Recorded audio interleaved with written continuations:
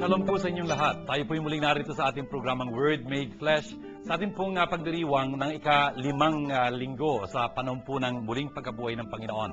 Kaya po na dito sa ating programa, marami po tayong mapupulot na aral, na turo, na magpapaalala sa atin ng kadakilaan ng buhay Kristiyano na pinagpapasalamat natin sa Panginoon.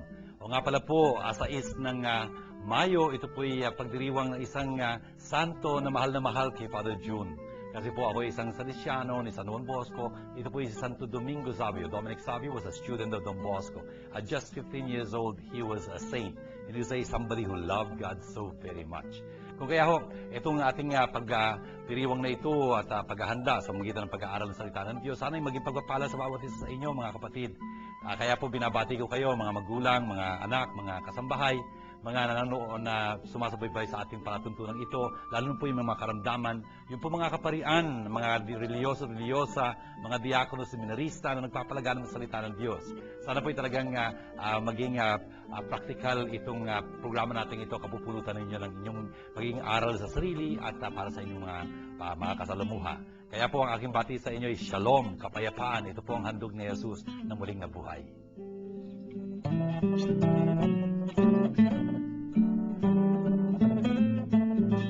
Word Made Flesh is glad to invite you to attend the Bible study lessons with Father June Lingad, SDB. Every Tuesday at St. John Bosco Parish Church, Makati City, from 7:30 until 9:30 in the evening. Every second and fourth Thursday of the month at VMI School, Ayala, Alabang, from 7:30 to 9:30 p.m. In Quiapo Church, every Wednesday from 7:30 p.m. to 9 o'clock p.m. starting February 7, 2007. Ang Word Made Flesh ay masayang nakikibahagi at malugod na sumusuporta sa Pondo ng Pinoy.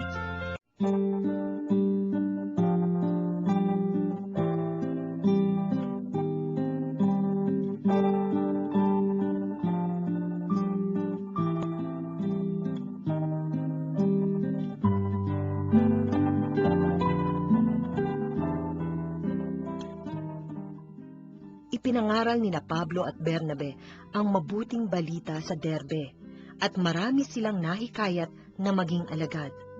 Pagkatapos, nagbalik sila sa Listra, sa Iconio at sa Antioquia ng Pisidia. Pinatatag nila ang kalooban ng mga alagad at pinagpayuhan na manatiling tapat sa pananampalataya.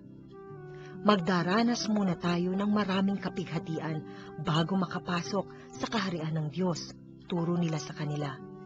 Sa bawat iglesia, humirang sila ng matatandang mamamahala at matapos manalangin at mag-ayuno, ang mga ito'y itinagubili nila sa Panginoon na kanilang pinananaligan. Tinahak nila ang Pisidia at nakarating ng Panfilia. Ipinangaral nila sa Perga ang salita ng Diyos at pagkatapos ay bumaba sila sa Atalia. Mula roon, naglayag silang pabalik sa Antioquia. Dito sila nagsimula ng gawaing ginanap nila matapos silang itagubilin sa pagkakalinga ng Diyos. Pagdating doon, tinipon nila ang mga kaanib sa iglesia at isinalaysay ang lahat ng ginawa ng Diyos sa pamamagitan nila at kung paanong binuksan niya ang daan upang makapanampalataya ang mga hentil. Tayo po'y nandito sa ika-5 linggo sa panahon po ng muling pagkabuhay at ito pong ating unang pagbasa ay hango sa gawa ng mga apostoles uli. Narinig po natin itong aklat na ito sa panahon ito ng mga na muling pagkabuhay kasi ni-istorya nga sa aklat na ito kung paanong nagsimulang lumaganap ang pananampalataya kay Jesus, na talaga natatatag yung eklesiya, yung kalipunan, samahan ng mga nananampalataya kay Kristo. At dito po sa bahaging ito ng Acts chapter 14, pinagpapatuloy yung salaysay na narinig natin noong isang linggo. Ito sina Pablo at Bernabe, Paul and Barnabas, tsaka yung mga kasama nila, nangangaral sila ng magandang balita. Doon sa Derbe, dito sa syudad na ito. Ang marami pong mga mananampalataya ang napabilang sa mga disipulo ng Panginoon. At nung nagpalikho sila doon sa Lystra, sabi dito, at sa Iconium, mga ano ho ito, mga lugar ho ito sa present-day Turkey. Ano po? Kanilang talagang pinatibay yung diwa ng mga disipulo. They strengthen the spirits of the disciples. At talagang pinakiusapan sila, talagang pinangaralan silang magpatuloy, mag-persevere sa pananampalataya. Kahit na mayroong pagdurusa, may hirap. Kasi hindi madali ang naging buhay nila sa lipunan. Kabago-bago lang talaga ng pananampalatayang Kristiyano noon. Kaya hirap na hirap sila mag-adjust. Inuusig sila. Kasi dati ginagawa nila noon. Ngayon, hindi na. Tapos, talaga nanibago din yung mga tao. Sila din, at nahihirapan sila. Tingnan niyo kung anong sabi dito. Napakahalaga nung sinasabi dito sa verse 22. Ang sabi it is necessary for us to undergo many hardships to enter the kingdom of God. Talagang hindi pwedeng iwasan na magdusa ng maraming hirap upang makapasok sa paghahari ng Diyos. Totoo nga naman yun. Sabi ni Jesus yun Sabi ni Jesus, may 200 dito. Yung isa maluwag, yung isa makipot. Yung maluwag patungo sa kapahamakan. Maraming dumadaan doon. Yung isa makipot, at kakunti lang ang dumadaan doon. Pero yung daan na yun ang patungo sa buhay Diyos, sa pag-ahari ng Diyos. Francis, sana maintindihan natin ito. Huwag tayo magtaka pagka mayroon tayong sinasapit na hirap. Hindi dahil sa buktutan lang o mali o masama ang buhay natin. Pagka ganun, dapat ka lang magdusa. Pero yung sa patuwid na pamumuhay yung pamumuhay na tapat kay Jesus, yung pagkasabuhay ng kanyang inuutos, tinuturo, may hirapan tayo. Hindi lalong madali. Ang dami nangyayari ngayon sa lipunan natin yun. Kahit sa ating lipunan Katoliko dito sa Pilipinas o sa lipunan sa ibang mga lugar na Kristiyano man din, pero kung minsan talagang napapaliwala ang Diyos doon. Bawal magbigkasin ng ngalan ng Diyos, bawal na magdasal doon, bawal na ito, bawal. Grabe yung dati-dating buhay Kristiyano, inaalis sa lipunan. Dito sa Pilipinas hindi pa nagsisimula masyado yun. Pero sa ibang lugar talagang pahirapan yun. Anyway, what I'm saying is, huwag po tayo magtaka. Dahil sa ating katapatan kay Jesus, pwede tayo magdusa. Pwede tayong dumaan sa paghihirap, pagsubok, Pero mo, nagpapakamatuwid ka, nagpapakatapat ka sa iyong opisina, yung mga kasama mo doon, gumagawa ng kalukuhan, na katiwalian, ay nako, baka mamaya, mga patansi ka pang palabas, mapaalis ka doon, dahil gusto mo maging mabuti. Wow, ganun yun. Sinabi na ni St. Paul yun, it is necessary for us to undergo many hardships in order to enter the kingdom of God. At doon sa mga lugar na yun, nagtalaga sila ng mga presbyters. Presbyters isang salitang Griego to, presbys, ibig sabihin old. Presbyteros, ibig sabihin older. Elders ito. Elders, nagtalaga sila ng elders doon sa bawat eklesiya, bawat church na kanila itinatag. At sa pamamagitan ng panalangin at pagkakait sa sarili, yung prayer and fasting, at talagang pinagkatiwala sila sa Panginoon. Upang na kanilang sinampalatayanan. Kasi napaka-importante ang kanilang magiging papel doon. Sila mga ngasiwa doon sa mga lugar na yon. They are the elders, the forerunners of the bishops later on. Tapos nagpatuloy sila ng pangangaral ng salita, nagpunta sila kung saan-saan ng mga lugar ito. Kung may mapa kayo, makikita nyo, itong mga lugar na ito, magkakalapit lang naman sila, all in Turkey doon sa Asia Minor. Tapos, ayun nga, sa dulo nito, talagang matutupad nila yung kanilang misyon sa lugar na yon. At nung dumating sila sa base nilang ganyan, tinipon nila the whole church, tinipon nila yung the whole church. Tapos sinabi nila sa kanila kung anong ginawa ng Panginoon sa pamamagitan nila, kung paanong talagang binuksan ng Diyos yung pintuan para sa pananampalataya ng mga hindi Hudyo. Ang galing ng bagay na yun. The church was being spread, Hindi naman sa mga Hudyo, kundi sa mga hindi Hudyo. Mas marami yun, yung mga Gentiles. At kung tutuusin, dapat magpasalamat tayo dahil kabilang tayo sa mga hindi Hudyo, mga Gentiles na nakapanampalataya din sa Panginoon.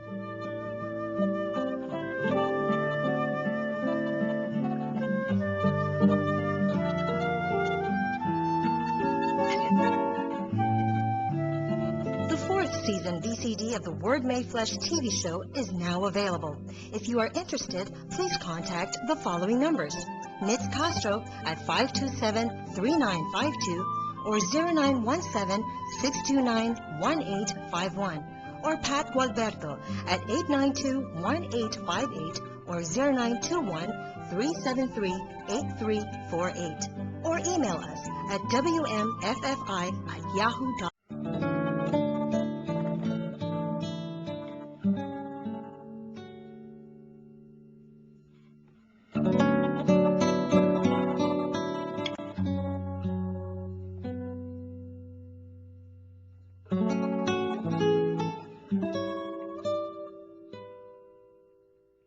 Pagkatapos nito, nakita ko ang isang bagong langit at isang bagong lupa. Wala na ang dating langit at lupa. Wala na rin ang dagat. At nakita ko ang banal na lungsod, ang bagong Jerusalem, bumababang galing sa langit buhat sa Diyos, gaya ng babaeng ikakasal, gayak na gayak sa pagsalubong sa lalaking mapapangasawa niya. Narinig ko ang isang malakas na tinig mula sa trono. Ngayon, ang tahanan ng Diyos ay nasa piling na ng mga tao. Mananahan siyang kasama nila at sila'y magiging bayan niya. Makakapiling nila ng palagian ng Diyos at siya ang magiging Diyos nila. At papahirin niya ang kanilang mga luha. Wala ng kamatayan, dalamhati, pag-iyak at sakit sapagkat lumipas na ang dating mga bagay. Pagkatapos ay sinabi ng nakaupo sa trono, "Ngayon, binabago ko ang lahat ng bagay." Nandito po tayo sa ikalawang pagbasa, hango muli sa huling-huling aklat po ng Bagong Tipan, ang aklat ng Revelation, yung pahayag, yung Apocalypse, ganyan, Apocalypse. At dito po sa last but one chapter, kasi chapter 22 ang huling-huli nito eh. Nasa chapter 21 ho tayo. Ito hong si St. John, meron siyang nakita. Ano nakita niya? Kasi he's a visionary, he's a seer. Ano nakita niya? A new heaven and a new earth. Wow! Nakikita niyo dito, panibagong kalangitan, panibagong kalupaan. Sa kalupaan. Ang sabi niya, yung dating langit, yung dating lupa, naglaho na. At ngayon, wala nang dagat. Wow! Brothers and sisters, please understand, para sa mga Hudyo, in the Jewish understanding, yung dagat may ibig sabihin yun eh. Kasi yung dagat ano ho yun? Teritoryo ho ng kasamaan, teritoryo ng masama. Hindi ho ba nung sabi ni Jesus, yung mga nagiging iskandalo sa mga bata, mas mabuti pa sa kanilang talian ng gilingang batong malaki, tapos ihulog sa kalagitnaan ng dagat. Wow! Yun nung malunod ka lang sa dagat, masama na ho yun. Pero kung nakabitin sa yung liig, yung gilingan ng batong ganyan, hindi ho talagang aahon ka, talagang kamatayan ng todo yun. Para ho sa Hudyo kasi, yung ang dagat, ano ho yun, kampo yun ng kasamaan. Sa langit ho, wala ng dagat. Wala na ho doon ang kasamaan, kung tutuusin. Yun ho yung ibig sabihin nila, the sea was no more. At tapos nakita niya yung banal na lungsod, yung bagong Jerusalem, bumababa mula sa kalangitan ng Diyos. At nakahanda siya para pag isang babaeng ikakasal. Talaga namang napapalimutian siya. She was all adorned para sa kanyang kabyak na lalaki. At narinig ko rin sa isang malakas na tinig mula doon sa trono, na nagsasabi, narito dumarating na ang pananahan ng Diyos sa ating piling, sa piling ng sangkatauhan. Sa talagang mananahan siyang kasama niya, they will be His people and God Himself will always be with them as their God. Yun nga ang mangyayari dahil sa ang Diyos ho, napagtamo niya na ng kaligtasan ang sangkatauhan sa pamamagitan ng Kordero, yung Lamb of God na pinaslang para sa ikatutubos ng lahat. Ngayon, ang Diyos talagang malaya na siyang manahan kasama ng mga taong ito na naging kanyang bayan. At tulad ng narinig natin ng isang linggo, papawiin niya, papahiran niya ang mga luha sa mga mata nila. Hindi na sila magkakaroon ng isa pang kamatayan. Wala nang tangis, wala nang pamighati, wala nang dusa. Bakit? Yung dating kaayusan, the old order, ay natapos na, naglaho na. Kung kaya ngayon nakaupo doon sa trono, sasabihin niya, "Behold, I make all things new." Ayan, binabago ko na ang lahat. Kaya isulat mo ito, lahat ng ito ay talagang mga bagong katotohanan at talagang pwedeng paniwalaan. Pero sisters, ito ang pahatid ng Diyos sa atin. Pinagdiriwang ho natin yung pagtatagumpay nitong kordero ng Diyos na ito na namatay sa krus para sa atin si Jesus ho. Dahil sa ating pananampalataya sa Diyos na ito, talaga namang tayo ay pinalalaya niya, binibigyan niya tayo ng panibagong buhay. Talaga namang binabago niya ang lahat. Wala na ho ang kamatayan. Yun ang sinabi ni Jesus, hindi ba? Ang nananampalataya sa akin ay di mamatay kailanman. Yun ang sabi niya ganyan. Yun nga ho yung tinapay ng buhay na galing sa Diyos, bibigay niya sa atin, para sa buhay ng mundong ito. Yung kumakain ng aking laman, umiinom ng aking dugo, ay bibigyan ko ng buhay at akin siyang itataas uli. I'll raise him up on the last day. Brothers and sisters, ito ho yung ating pananampalataya. Pinagtitiwalaan natin itong mga salitang ito. Talagang salamat sa Diyos, pinabago niya ng lahat. Yun ho, nabibigay sa atin ng pag-asa na pwede natin baguhin ang lahat. Hindi lang ho sa ating mga buhay, kundi sa buhay panlipunan, sa buhay ho ng lipunan. Tayong mga Kristiyanong nananampalataya kay Kristo, ang laki ng bagay na magagawa natin sa pagpapanigabago ng lipunan. Ang sama-sama ho, pagka ang isang Kristiyano pinagmumulan ng pagkabulok ng lipunan, mali yun, dapat ho tayo nagpapanibago ng lipunan dahil tayo ang binabago ng Diyos. Yun ang kontribusyon natin sa ating lipunan. Pasalamatan ho natin ang Panginoon.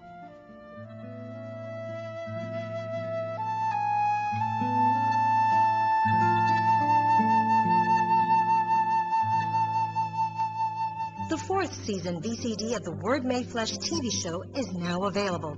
If you are interested, please contact the following numbers. Nitz Castro at 527-3952 or 0917-629-1851 or Pat Gualberto at 892-1858 or 0921-373-8348 or email us at wmffi@yahoo.com.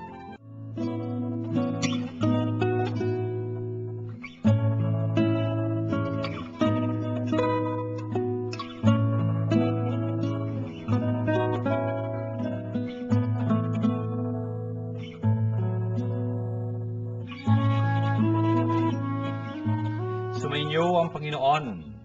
Magandang balita ng Panginoon ayon kay San Juan.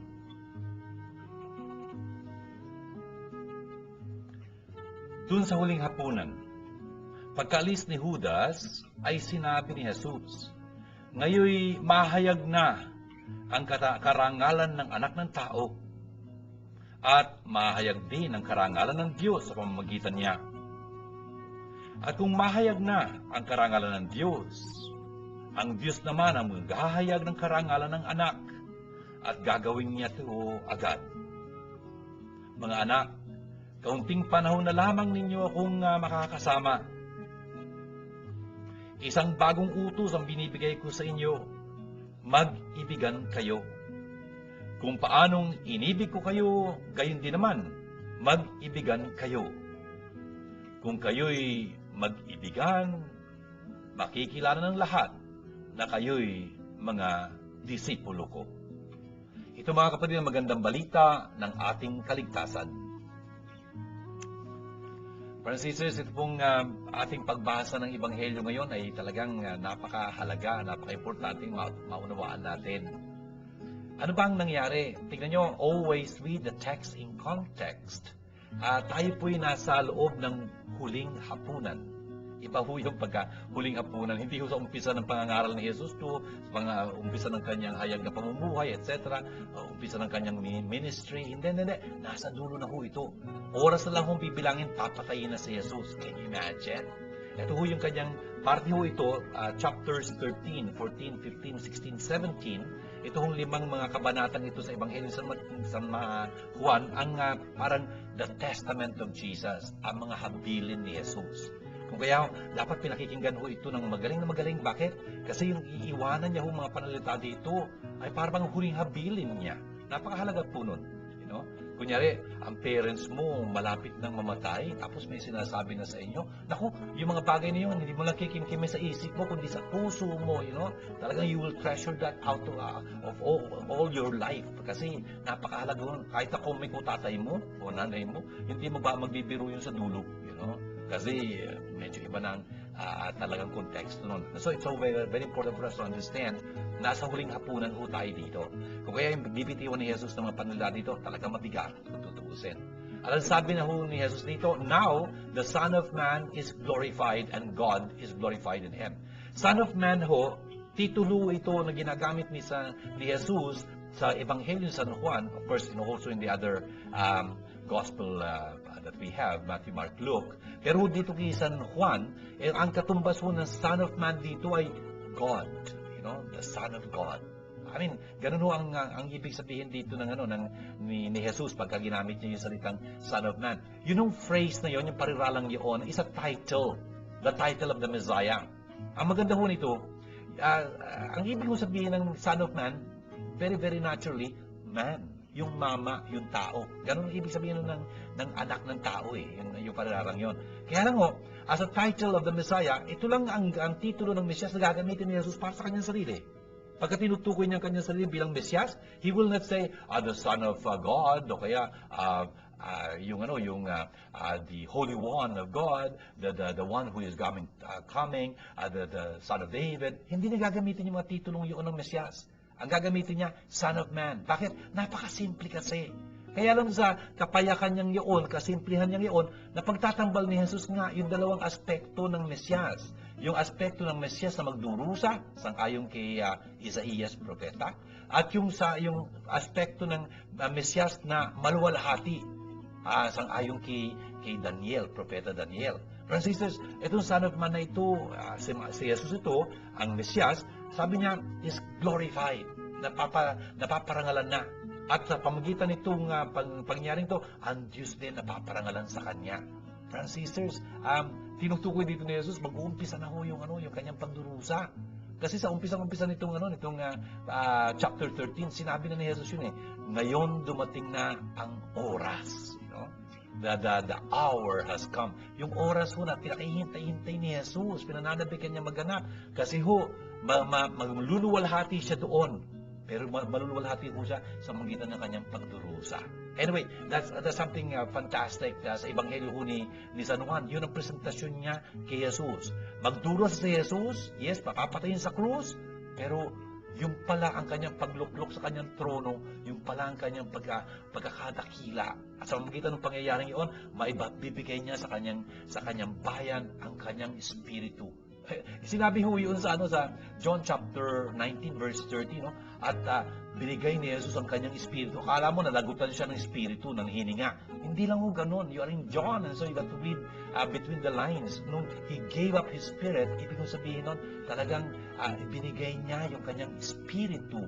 Pinagkatotohanan niya yung pinangako niya sa John chapter 7 verse 39 na ibibigay niya yung espiritu sa mga nanampalataya sa kanya. Espiritu magiging bukal ng buhay, ng tubig na umaagos, something like that. Sinakatuparan niya nung mamatay na siya, kasi doon sa kamatayan yun, maluluwalhati siya. Kaya sabi niya dito at one point, my children, I will be with you only a little longer. Kasi nasa huling hapunan na sila, darakpin na siya pagkatapos ito You will look for me, and as I told the Jews, where I go, you cannot come. So now I say it to you. Sabi niya ganyan. Friends and sisters, tingnan nyo sinasabi ni Jesus na lilisan na siya in a while.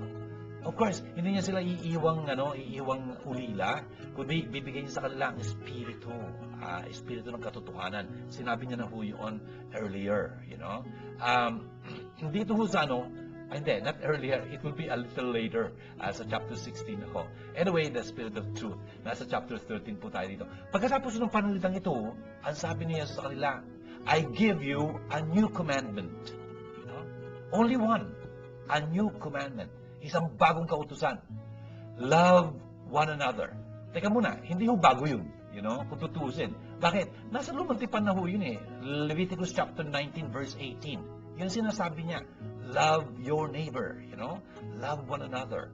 Kaya lang, ang bago ho doon ay yung karugtong. Ang sabi dito ni Jesus, as I loved you, tulad ng inibig ko kayo, kayo rin dapat mag-ibigan sa isa't isa. O yun ang bago, you know? Yung measure.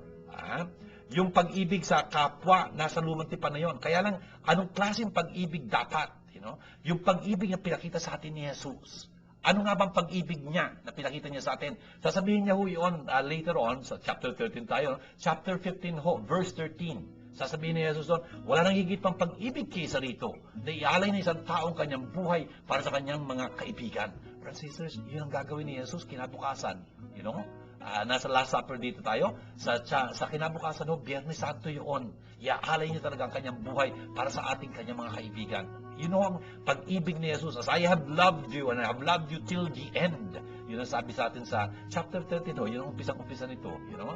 He loved those who were His own in the world and He loved them till the end. You know, ganun katakila ho, ganun kasukdulan yung pagmamahal ni Jesus sa atin. Walang pasubali hanggang sa wakas ho. Hanggang may bibigay siya. At nung wala na siya ibibigay, binigay niya ang kanyang sarili, ang kanyang buhay. Brothers and sisters, yun ang bago niyang utos sa atin. You know? Yun ang bago niyang utos sa atin. Isang bagong kautusan ang binibigay niya sa atin. Bago dahil yun ang panukat doon, you know, yung sukatan doon ay yung pagmamahal niya sa atin. Ganun ang kalaki. Brothers and sisters, paano niyo bang makikilala, you know, kung sino, for example, ang isang estudyante sa isang eskwela, you know? Natural, by the uniform. Ibang-iba yun, ano? Paano niyo makikilala, kunyari, yung police, you know? Pag naka-uniform siya, kitang-kita mo kagad, you know? Paano makikilala ang isang nurse, you know, sa isang ospital? Palagay ko yung cap niyang ganyan. Talagang kita-kita mo kagad siya na isang nurse siya, you know? Tapos yung doktor, siguro may stethoscope pa siyang ganyan, etc. I don't know. Makikita natin talagang iba't ibang uri ng mga tao sa magitan ng kanilang uniforme. Right? Ngayon, ang tanong, paano natin makikilala ang isang Kristiyano? Friends and sisters, isang Kristiyano, paano natin makikilala? Sinagot na ho ni Jesus yun sa verse 35 nitong ating pagbasa. This is how all will know that you are my disciples. Ito ang pagkakakilala nila sa atin bilang mga disipulo ni Jesus. Paano? If you have love for one another. Brothers and sisters, napaka-importante ho nito. Makikilala pa nila ng madla, ng lahat, na tayo mga disipulo kung tayo may pag-ibig sa isa't isa. Brothers and sisters, kung tayo may pag-ibig sa isa't isa. I remember this account, in this connection, story about my novice master. I love to mention this novice master of him kasi sabi ko nga sa inyo, pagkatapos ng mami at daddy ko, ang ipinagpapasalamat ko sa Panginoon ay ang aking novice master na ito, good father Jose Luis Carreño E. Echeverria. But he's a bust kasi. No? The point is, this priest here, I remember a story he told us. One day, he was 32 years in India, brothers and sisters, as a missionary there. No? Tapos, isang araw doon, nasa isang trend siya. Noong mga kapanahon lang yun, wala pang air condition. You know? Pagka nasa trend ka sa India, hindi yung kamukha dito. Sa Pilipinas, unfortunately, yung train system natin, hindi na improved. And it hurts me. Kasi lumaki ako sa may release ng tren. Hindi naman on the release. I mean, sa may release ng tren. Nakita ko yung release ng tren doon since I was a child. I was a boy, you know. Pero hanggang ngayon, yung pa rin ang release doon eh, you know. Tapos yung mga trend natin, ganun pa rin. Wow! I mean, this is something. The point is, yun sa India, yung mga train system na doon is one of the largest in the world. Kasi talagang you go by train everywhere through the length and breadth of India, which is a vast continent, kung tutuusin. Kaya you can stay days, you know, in the train. Kasi if you go from the north to the south. Brothers and sisters, one day, he was in a train, and it was rather hot. Sa harapan ho niya, alam niyo kung sino nakaupo. May isang Brahmin. Brahmin ho sa India belongs to the high caste caste system sila doon kasi, Itong Brahmin na ito, high class siya, no? Caste. Nandun ho siya sa anong ganyan. Hindi siya naging kasalamuha kahit na kanino lang, lalo na kung low caste ka. Ganun ho dun sa kanila eh. The point is, pawis na pawis yung pobre. Sino man naman hindi pa papawis sa init ng India, And so, what happened? Nung tumigil ho sa isang istasyon, yung tren, at alam ni Father Jose Luis na magtatagal yung tren doon kasi maraming sasampa doon sa tren. Alam niyo kung anong ginawa niya? Bumaba siya. Pagbalik niya ho, alam niyo kung anong dala niya. Isang buko.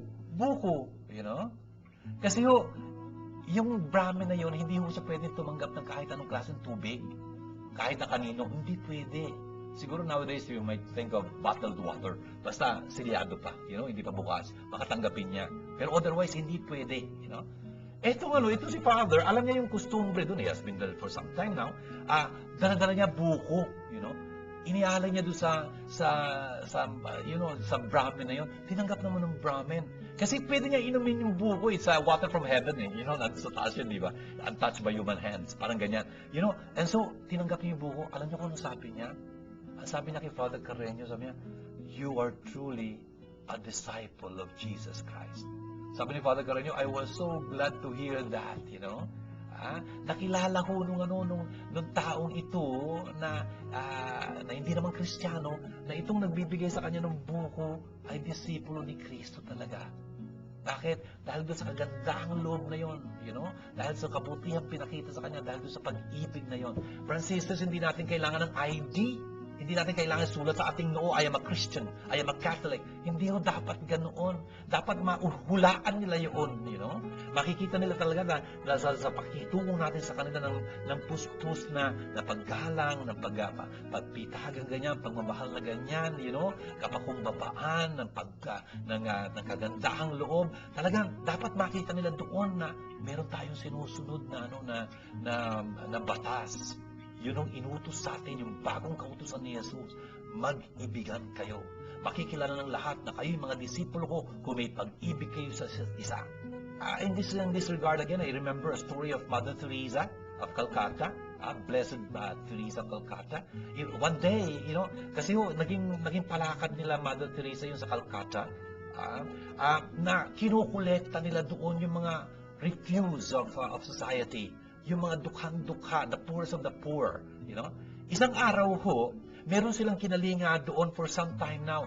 An elderly man who was very, very sick. He was there on the street, languishing there, nilalangaw, high fever and whatnot. Ayun, buti nakita sila ng mga Mother Teresa inuwi doon sa kanilang ampunan doon. Tapos kinalinga doon, pinangalagaan doon. Tapos lumalakas yung mama, gumagaling siya.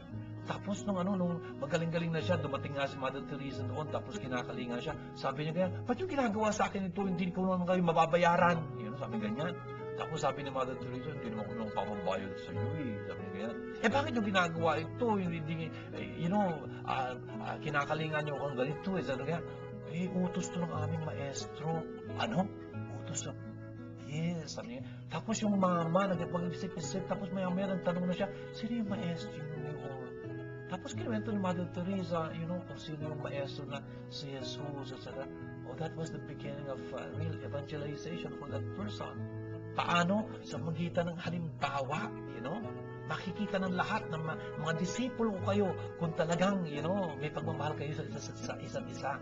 Brothers and sisters, yun ang talagang dapat na gawin natin sa buhay natin, in our lives, Talagang makita nila yung kagandahang loob natin. Kasi kung tutuusin naman, yun din ang nais natin ipakita sa atin, di ba?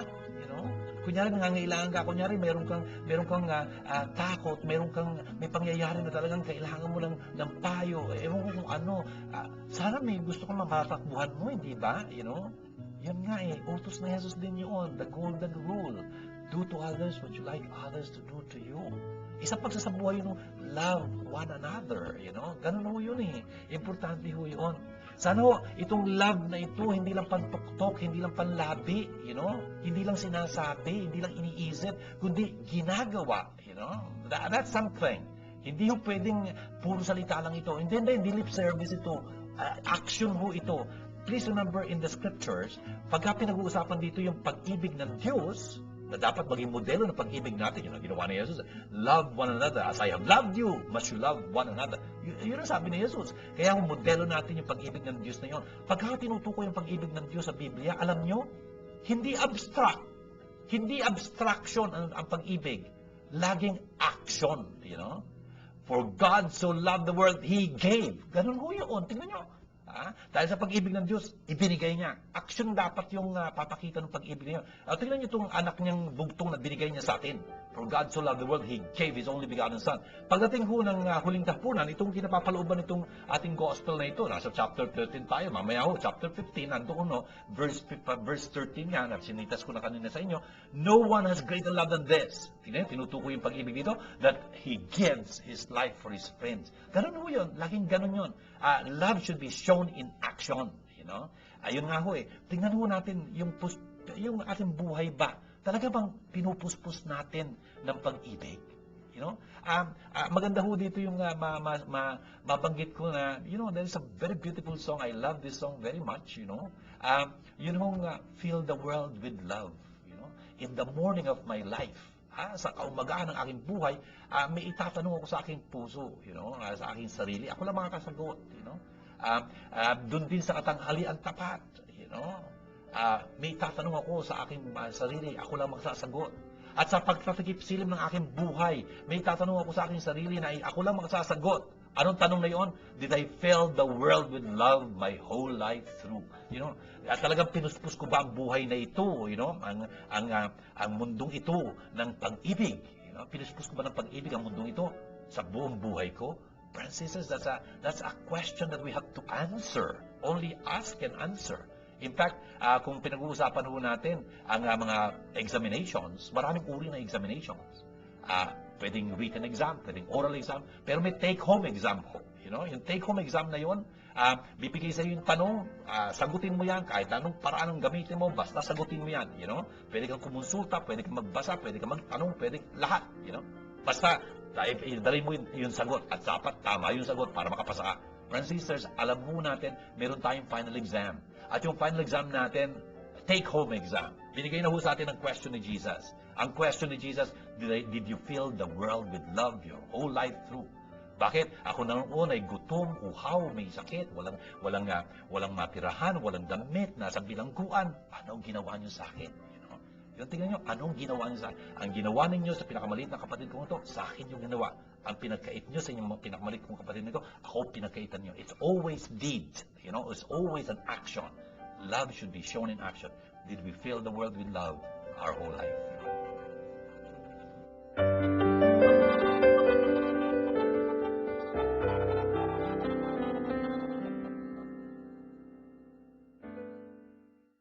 The fourth season VCD of the Word Made Flesh TV show is now available. If you are interested, please contact the following numbers.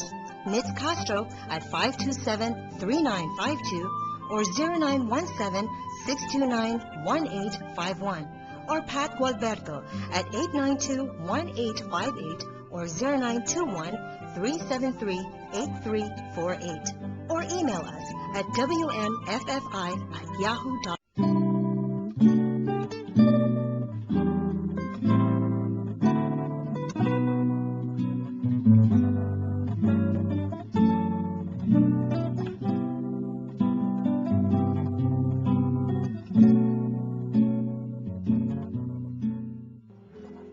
Father June, anong pinakamahalaga sa commandments?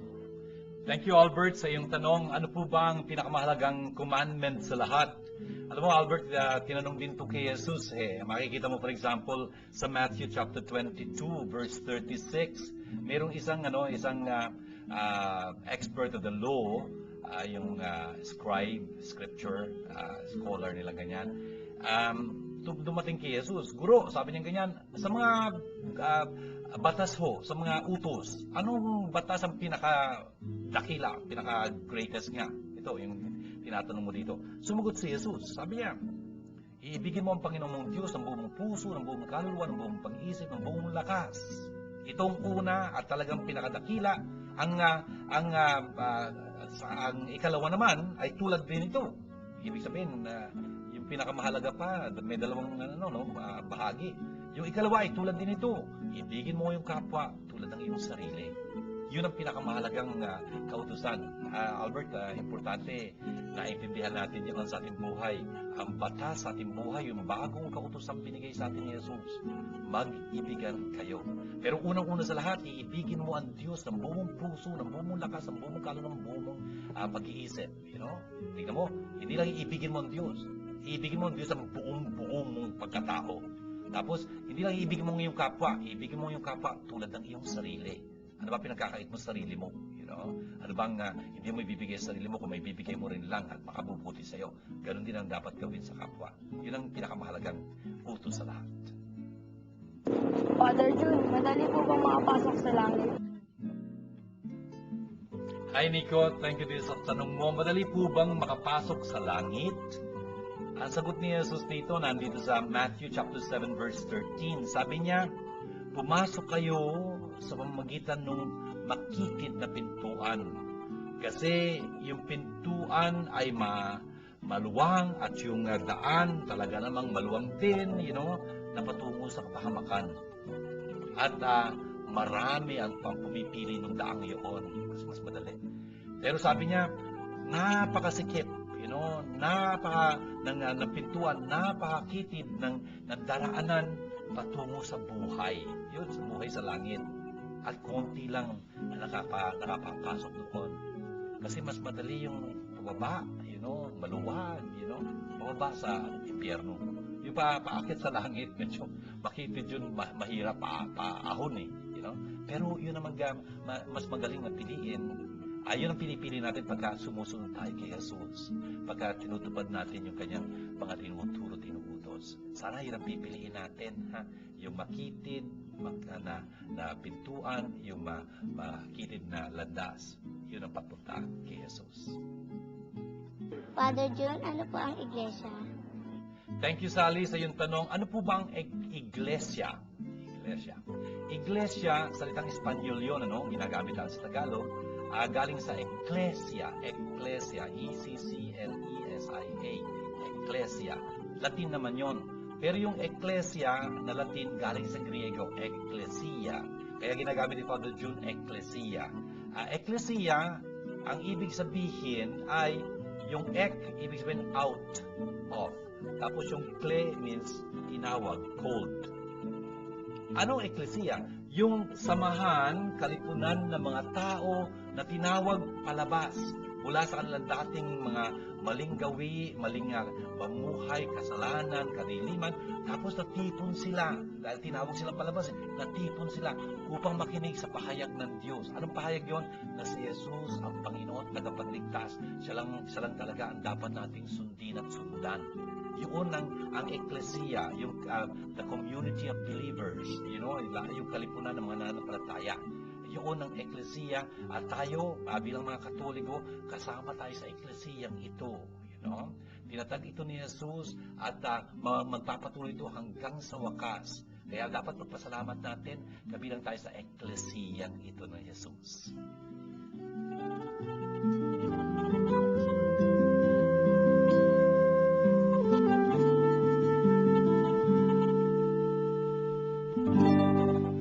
Shalom.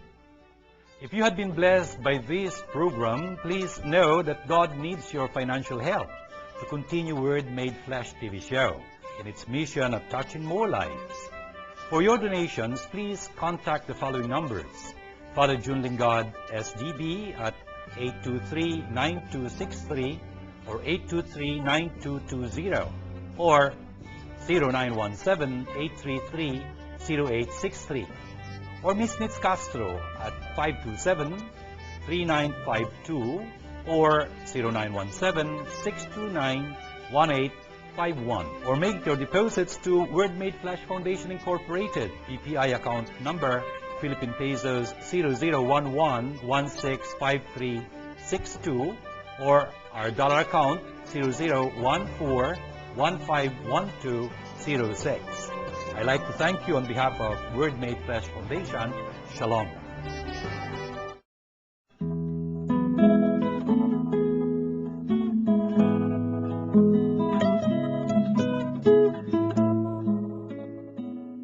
Dito ating ikalimang linggo sa panahong ng muling pagkabuhay ng Panginoon, this fifth Sunday of Easter, atin pong narinig yung mga pagbasa na napakaganda ng tinuturo at pinapaalala sa atin. Yung unang pagbasa natin mula nga kaya sa Gawa ng Apostoles, sinulungguhitan ho doon ni Pablo tsaka ni Bernabe, ni Paul and Barnabas. Ang sabi nila, napaka-importante, napaka-halaga, it is necessary, na tayo dumaan muna sa mga paghihirap para pumasok sa kaharian ng Diyos. Isa hong prinsipyo sa ating buhay, yung krus ho, lagi nating pasan-pasan. Bakit? Sumusunod tayo kay Jesus na ating Panginoon sa tagapagligtas. Siya rin ho, pasan-pasan niya ang kanyang krus at sabi niya sa atin, sumunod kayo sa akin. Yun nga ho yun ang pinapaalala sa atin ni San Pablo. At yung pong namumuno sa atin, yung mga elders na itinalaga na mga disipulo, na ginawa ho nila San Pablo to, yung mga obispo natin, yung mga kaparian natin. By the way, priest, priest, yung salitang priest, galing ho yun sa presbyteros, elder. Yun ho yung pare, siya yung elder. Kahit na batang pare, elder pa rin. Medyo parang contradiction pag alam mo ibig sabihin. Anyway, ganun ho yun. Yun ang mga tinalaga ng Diyos sa ating lipunan, sa ating eklesiya, sila ho ang nagpapaalala sa atin na ganun nga ang buhay talaga. Huwag tayo masiraan ng loob. Hindi tayo babayaan ng Diyos kahit na dumadaan tayo sa hirap na ganyan. Kasi si Jesus na ating sinusundan, ganun din dumaan din sa paghihirap. Tapos nakita natin sa ikalawang pagbasa na talagang gumagawa ang Diyos ng panibagong mga bagay. Yun ang dapat mangyari sa ating mga isinilang muli sa tubig ng binyag. Talaga hong we were renewed. We became a new creation. Yun tayo ho yun. Tayo yung new heavens and new earth. Ang laki-laki ho na mayaambag natin sa ating lipunan upang panibaguhin natin ang ating lipunan. Tingnan nyo, ang laki ng kontribusyon talaga na magagawa ng isang Kristiyano, ng isang tunay na Katoliko sa kanyang lipunang ginagalawan. Talagang pwede niyang panibaguhin ito sa magitan ng kanyang pamumuhay, ng halimbawang binibigay niya, yung pag-asang na ibabahagi niya sa kanyang mga kapwa. Talaga namang nagbibigay siya ng panibagong buhay dun sa kanyang lipunan. Behold, I make all things new, sabi ni Jesus. At yun ay sa pamamagitan natin, ng mga Kristiyano. Tapos yung gospel na narinig natin, napakahalaga ng sinasabi sa atin ni Jesus dito. Sa pamamagitan ho ng muling pagkabuhay ni Jesus, na luwalhati siya, hindi lang siya, kundi ang Ama rin. At tayo ho na kanyang mga anak, little children, my children, I'll be with you a little longer, just a little longer. Pero magdurusa siya. Nasa huling hapunan po tayo dito sa Ebanghelyo ito. Kaya dito niya binigay yung pinakabagong utos na binibigay niya sa atin. Ano yon? Mag-ibigan tayo. Ang bago doon ay dahil mag-iibigan tayo tulad ng pag-ibig niya sa atin. Brothers and sisters, pagka mayroong pagsubok sa buhay natin, kunyari, may isang bagay na parang mayayamot tayo sa ating kapwa, mag-aagalit tayo sa ating kapwa and whatnot, isipin lagi ho natin si Jesus. Gaano bang kapasensyoso si Jesus sa atin? Gaano bang mapagpatawad si Jesus sa atin? Gaano bang pag-ibig niya sa atin? Yan ang isipin natin kasi dapat yun ang iba, pakita natin sa ating kapwa yung pag-ibig na yun. And by the way, pagka napakita natin yung pag-ibig na yun, makikilala nila ng lahat ho. Sabihin natin o hindi, makikilala nila na tayo yung mga disipulo ni Jesus. Ang laki yung karangalan ng maging disipulo ni Jesus. And they will know that if we have love for one another. Gawin ng ating panalangin na lahat ng ito sa ngalan ng Ama at ng Anak ng Espiritu Santo. Amen. Abba, mapagmahal naming Diyos at Ama, salamat pong marami sa mga napaalala niyo sa aming mga katuruan, mga katotohanan sa mga ng mapagbasang narinig namin ngayon. Abba, iniring po namin talagang palakasin niyo pa ang aming kalooban. Talagang lagi niyo paalala sa amin ang inyong mga katuruan. Lalo na ho, sana tulungan niyo kami lagi maisabuhay ang inyong pag-ibig. Ang pag-ibig na ibinigay sa aming utos ni Jesus. At sa ganung paraan, maging mga tunay niyo kaming mga anak dahil kayo'y Diyos na pag-ibig. Kami rin sana ay maging pag-ibig sa aming kapwa. Abba, tinataas po namin sa inyo lahat ng mga sumubaybay sa aming palatuntunang itong Word Made Flesh. Sana ipagpalain siya ng lahat. Lalo na ho yung may mga karamdaman, may mga pagsubok na dinaraanan, yung may mga lumbay at pagbigatid, pangungulila na nararanas ngayong mga sandaling ito. Yung pong mga gusto pang tumulong sa amin ay pagpalain nyo rin. Lahat po ito ay panalangin kasama ng aming ng Birhen, alang-alang kay Kristong aming Panginoon. Amen.